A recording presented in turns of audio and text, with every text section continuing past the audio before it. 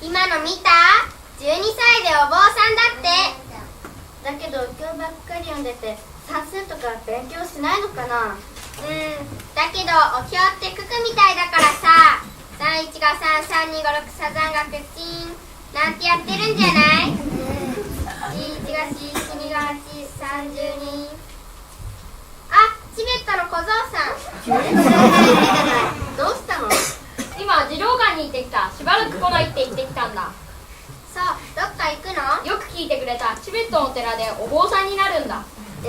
それどこにあるの？はるかなる高原にあるらしいのだが、まだわからん。ではトウキ、どうなっちゃったの？いつも軽いからたまにいいんじゃない？すぐ戻ってくるよ。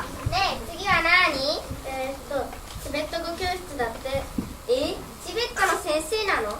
同日先生って書いてある。チベット語の歌も歌うんだって。